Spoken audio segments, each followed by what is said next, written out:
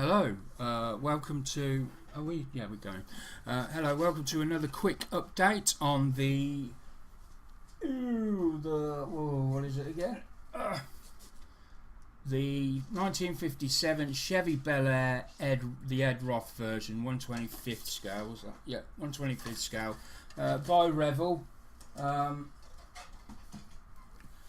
problematic kit at best. Let's just say that. Those of you that's seen the first part, you'll know what I mean. Those of you that haven't seen the first part, nip back, have a look at the first part quickly, and then come back. You will know exactly the problems that I'm talking of. And we'll wait for you while you go and do that. So off you pop, and we'll wait just a few minutes for you to go and watch that. Right, now I'm going to assume you've watched it, and here we go. So we're going to move the camera down. There we are, and this is what I managed to finally get out of the parts. They were bad. They were dire. In one part, this broke off completely. There was a whole section broke off. And the parts just all fell apart, and I chucked everything in a little box, and I was defeated for a short time. I wrote to Revel, asked them, this is how bad it got. I wrote to Revel in Germany, emailed them, and asked for all these parts to be resent to me, explaining they were really very poorly moulded. Don't take my word for it. There's others in the group that I showed the pieces to, and they will confirm that it's very bad. And I think I showed them in the first video. So I spent, I don't know, 2, 3, maybe 4 days on this, just fitting, coming away, sanding, fitting again. Putting filler in, tiny bits of filler in, and then waiting for that to dry and sanding, and it's taken me quite a while. I'm really quite pleased, given the state that the plastic was in. I'm really very pleased at where this is now. At that sort of distance it's okay. It's only when you get up close it probably wouldn't bear too much scrutiny. You would start to pick up the odd fault here and there. But for the best part, I'm happy with that. So I didn't remain defeated. The bodywork again has not been too bad. We had a horrible seam line that run across the top. Apologies for the dog. I've had to sand them off and put some filler down because we had a few dips in the bodywork. We're just in the process of polishing that off and sorting that out. So I'm expecting just a small amount of cleanup required on that wing now, and we're good to go to the next stage and paint that. My only concern is there's lots of elements that have got to be fixed: boot, bonnet, doors, and I'd really want to paint them all in one session rather than multiple sessions or different parts at different times, because I don't want any tonal variations. Or spray pattern or anything like that. So that being said, you're reasonably good to go on that. The first big part of the build, and again this was problematic, is this front end. Exhaust went on fine, petrol tank went on fine, but it did require quite a bit of cleanup. The problem area was with this here. Now I don't think I can zoom in on this at all, but if I've got something I can point with. So basically this piece here that goes across lifts out completely.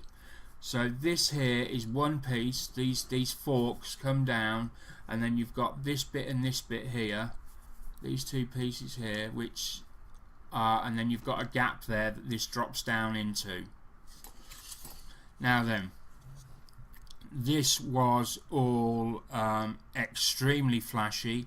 There was lots of plastic where it shouldn't have been. When I first pushed these together to get this prong here to meet up with this and glue it down, there was a huge gap on this side. I couldn't possibly meet it without making this prong point sort of inward at a 45-degree angle. You can see there that I have added just there a little shim of plastic to try and make that gap, to fill that gap, which has worked quite well. I'm very pleased with that, and it's straightened that up nicely. And so I've been round. Of course, there was still massive gaps everywhere because it just,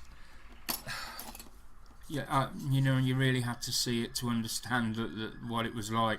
So there's been lots of filler used. Now on this instance, I used Mr. Surfacer 500. It's one of the bottle I've had for quite some time, and it's gone quite thick in the bottom. So it's not like a brand new Mr. Surfacer, which has got a lot more sort of fluidity to it. It's quite a thicker substance. So I thinned it down slightly because it was too thick to brush on, and I used a smaller brush and just I got it to a state where it was like more like a semi sort of fluidy paste, and put it all in the gaps where the holes were, and sanded everything down so it's nice and flush and smooth. And now that is ready for the next stage, and that is currently where I'm up to. There's nothing else for me to add at this point.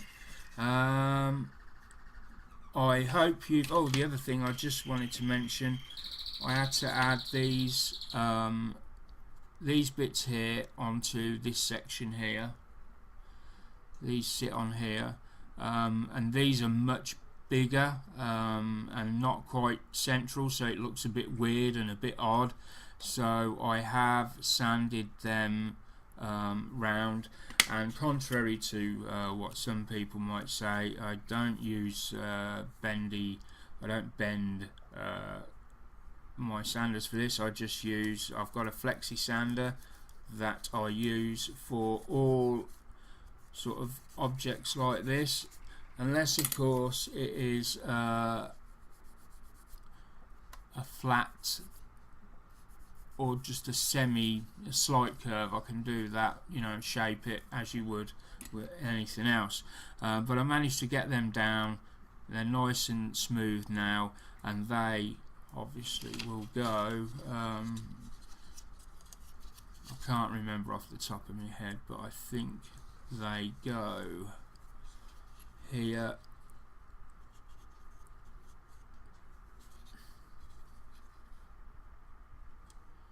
On that one, and then over on that one, and then a bit clamps down on top of there. So thanks for watching.